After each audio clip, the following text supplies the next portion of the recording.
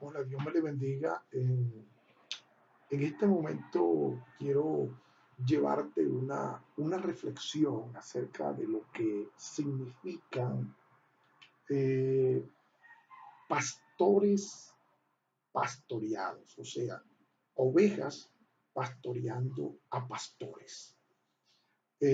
Quizás en el fondo de este video vas a escuchar como especie de unos gallos cantando. Pero es que por acá cerca, ¿no? Estoy en la ciudad de Santo Domingo, por acá cerca hay unos gallitos que cantan y eso es lo que se oye en el fondo, pero no hagas caso de eso. Es importante que escuches el mensaje, pero por lo menos recuerda a los gallitos.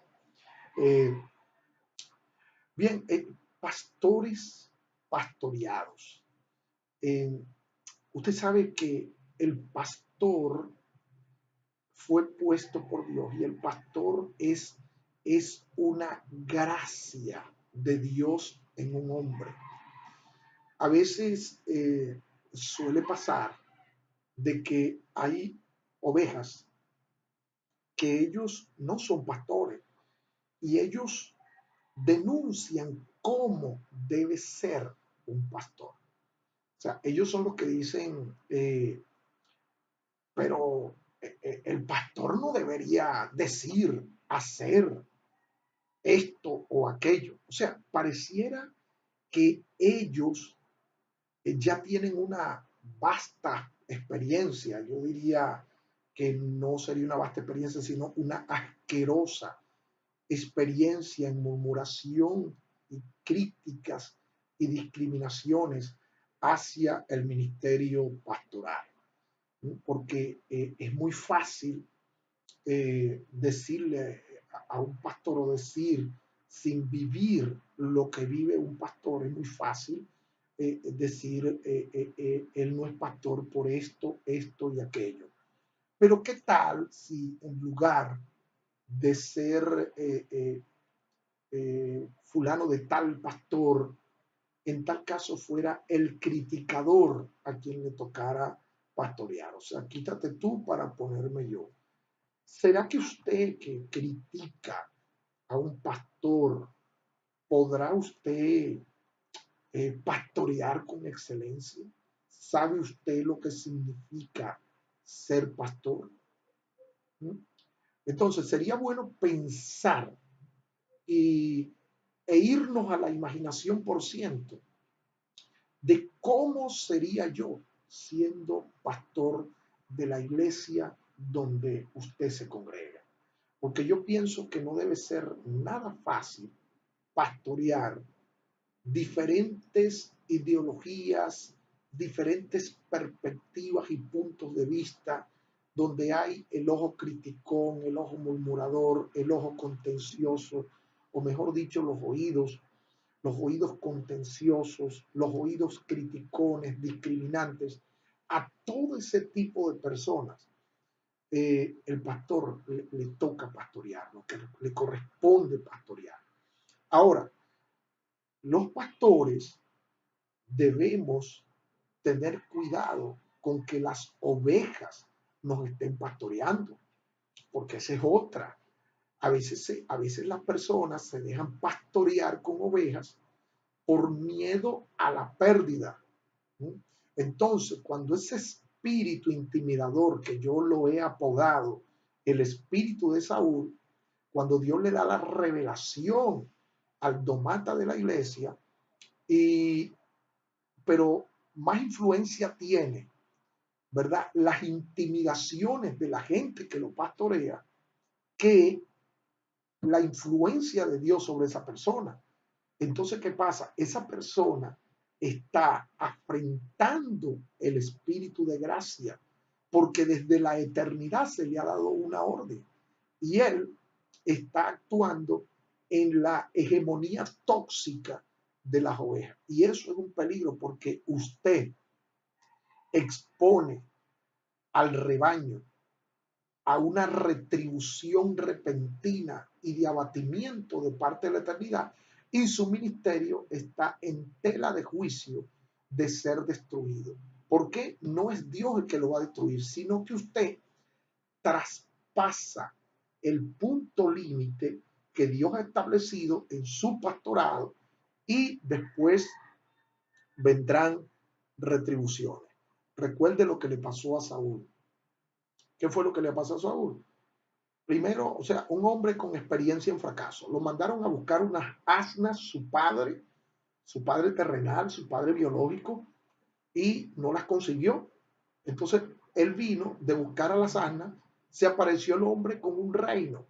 ¿Ven? Miren esto es algo fuerte. Lo mandaron a buscar unas asnas y el reino de Dios para él fue una circunstancia. Entonces, estando en el reino de Dios, Dios le encomienda destruir a los filisteos. Y fue y peleó contra Gabaón y destruyó a Gabaón. Es como cuando tú le dices a un niño, ve a la tienda o ve a la bodega o al colmado. Y así le dicen en República Dominicana a las bodegas, que en Venezuela bodega o en Estados Unidos tienda. Entonces le dices, ve a la tienda y tráeme una Coca-Cola.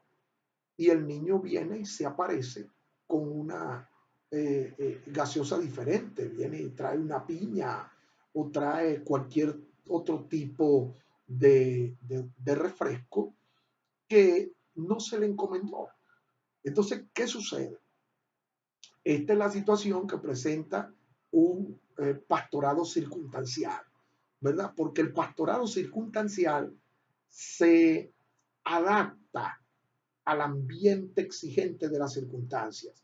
En el momento que Saúl estuvo en la presencia de Dios, le dijo amén, ¿verdad? Porque fue la influencia, o sea, era un líder, digamos, con efectos hechiceros. Y cuando una persona anda bajo un espíritu de hechicería, quien lo aborda lo gobierna. Y ponga cuidado, eso es tremendo. Porque cuando te aborda Dios en ese momento, te muestras sumiso a Él. Pero cuando te abordan las ovejas, en ese momento te mostrarás sumiso a las ovejas. Entonces, ¿qué sucede? Este espíritu de Saúl, ¿verdad? Es un espíritu que rodea al liderazgo pastoral, que lo inspira a vivir de una reputación ante el humanismo, ¿verdad? O sea, quiero quedar bien con Dios, pero a la vez quiero quedar bien con las ovejas. A Saúl lo mandaron a destruir a Amalek y no lo destruyó. ¿Por qué? Porque la voz del pueblo tenía más influencia en él y por miedo a la pérdida, entonces él le perdonó la vida al rey y a la vaca gorda. ¿Ve? Entonces, yo le digo a usted en este momento de eternidad, en este paréntesis eterno que el Señor nos concede por estas vías, que tenga cuidado con ese espíritu que rodea al liderazgo, porque el objetivo de ese espíritu y la paciencia con que ese espíritu trabaja, este espíritu lo está llevando a una vida, ¿verdad?, de exhalación, de destrucción vergonzosa, aunque usted no piense que es así, pero es un espíritu que trabaja a largo o mediano plazo, llevando a la persona a que choque con Dios, y cuando traspasa el límite de Dios, entonces no habrá quien pueda salvar a esa persona de las retribuciones de la justicia del Señor.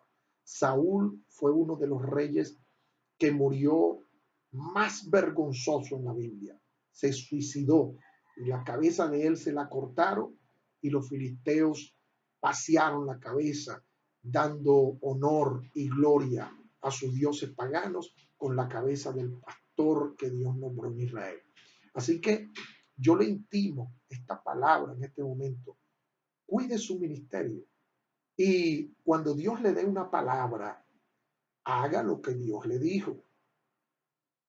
Establezca el diseño que Dios le dijo y déjese de estar dependiendo de reputaciones vocacionales, y para que la gente hable bien de usted, usted se echa a Dios de enemigo, y para complacer a un pueblo o para complacer a una iglesia. Yo le voy a decir algo: cuando Dios te habla algo, ¿verdad?, que viene con una revelación nueva, tú tienes dos alternativas. O haces lo que Dios te mandó a hacer y te echas de enemigo encima a los al ojo murmurador, al ojo criticón, al ojo chismoso y discriminante, te lo echas de enemigo por un tiempo o haces la voluntad de la gente y te echas a Dios de enemigo. Ahí te dejo esas palabras. Mi recomendación es que hagas lo que Dios te manda hacer, porque si haces o no haces lo que Dios te manda hacer, igual la gente va a hablar. Mire, la gente habla, la gente habla. Si usted hace lo bueno, la gente dice, eso es del diablo, mira lo que está haciendo. Ese se la da de alguien bien importante. Y si usted no hace nada, igual la gente va a decir, míralo, no hace nada. Entonces, haga, hable o no la gente, haga lo que Dios le manda hacer. Que si la gente se le va, acuérdese que a Gedeón se le fueron más de 20,000 personas y quedó con 300, pero los 300 que quedaron con él eran hombres originales, con identidad y procedencia profética. Y con esos 300 que le quedaron a Gedeón, él desarrolló el diseño de Dios y trascendió a la historia en victoria como un hombre celebrado hasta el día de hoy en nuestros púlpitos. Que Dios te bendiga y que esta palabra te sirva de ensamble para tu carácter y tu estabilidad en el ministerio. Hasta pronto.